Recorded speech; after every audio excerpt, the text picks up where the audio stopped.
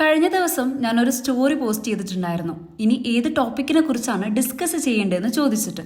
And I got some amazing questions, but there was one that really stuck in my mind.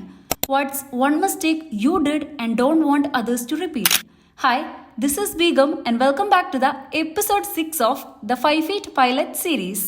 So ഇന്നത്തെ എപ്പിസോഡിൽ ഞാൻ ചെയ്തൊരു മിസ്റ്റേക്കും അതേപോലെ എനിക്ക് കോമൺ ആയി കിട്ടിയ ഒരു ക്വസ്റ്റ്യൻ ആണ് how to choose the perfect ground school. So ഇന്ന് ഈ രണ്ട് ടോപ്പിക്സും കൂടെ കമ്പൈൻ ചെയ്തിട്ടാണ് ഞാൻ പറയാൻ വേണ്ടി പോകുന്നത്. Let's get into it. The biggest mistake I made in my aviation journey was not doing enough research. തുടക്കത്തിലൊക്കെ ഞാൻ വിചാരിച്ചത് if something worked for someone else it will work for me too. പക്ഷേ അത് അങ്ങനല്ലായിരുന്നു എന്നുള്ള സത്യം ഞാൻ പിന്നെയാണ് തിരിച്ചറിയുന്നത്. ഇപ്പോൾ നിങ്ങൾക്കൊരാൾ ഒരു ഗ്രൗണ്ട് സ്കൂള് റെക്കമെൻഡ് ചെയ്യുവാണെങ്കിൽ ആ ഗ്രൗണ്ട് സ്കൂള് നിങ്ങൾക്ക് പെർഫെക്റ്റ് ആവണം എന്നില്ല. സോഷ്യൽ മീഡിയ പോസ്റ്റ്, അതേപോലെ സ്ട്രൈപ്സ് ഇടുന്ന ഫോട്ടോഷൂട്ട്സ്, ഇങ്ങനെയുള്ള ഗ്രാൻഡ് ഈവൻറ്റ്സ് ഒക്കെ കണ്ടിട്ട് അതിൽ വീഴാതിരിക്കുക. ഇപ്പോൾ ഗ്രൗണ്ട് സ്കൂൾസ് തന്നെ 2, 3, 4 സ്ട്രൈപ്സ് ഒക്കെ കൊടുക്കുന്നുണ്ട്. സ്റ്റുഡൻസ് ഇതൊരു മോട്ടിവേഷൻ ആയിട്ട് കാണുന്നുണ്ട്, അതേപോലെ തന്നെ ഇതൊരു ഫാഷൻ ഷോ ആയിട്ടും കാണുന്നുണ്ട്. So ask your self, is it real motivation or just A distraction? ഏതൊരു അക്കാഡമിയും ചൂസ് ചെയ്യുന്ന സമയത്ത് അവിടുത്തെ പാസ് പെർസെൻറ്റേജ് കൂടെ ഒന്ന് അന്വേഷിക്കുക.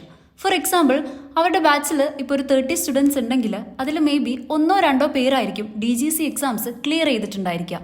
ഇത്രയും സ്റ്റുഡൻസ് ബാക്കി ഫെയിൽ ആവുന്നുണ്ടെങ്കിൽ പിന്നെ എന്തിനു വേണ്ടിയിട്ടാണ് ഈ 3-4 ലാക്സ് ഒക്കെ ഗ്രൗണ്ട് സ്കൂളിന് വേണ്ടിയിട്ട് ചെലവാക്കുന്നത്? ഓരോ പേപ്പറും ഫെയിൽ ആവുന്നതിനൊപ്പം നമുക്ക് നഷ്ടം വരുന്നത് നമ്മുടെ എക്സാം ഫീസ് കൂടെയാണ്. കൂടാതെ എക്സാം സെന്റേഴ്സ് ഒക്കെ പല സ്ഥലത്താവുമ്പോൾ അതിന് ട്രാവൽ എക്സ്പെൻസ് കൂടെ നമ്മൾ നോക്കണം.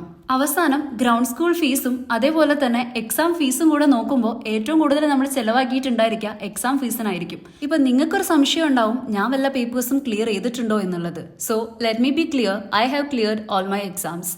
അതിനെ കുറിച്ചിട്ടൊക്കെ ഇനി വേറെ എപ്പിസോഡിൽ പറയാം. അതുവരേക്കും ദിസ് ഇസ് ഇറ്റ്സ് മീ ബിഗ്സ് സൈനിങ് ഓഫ്. Thank U.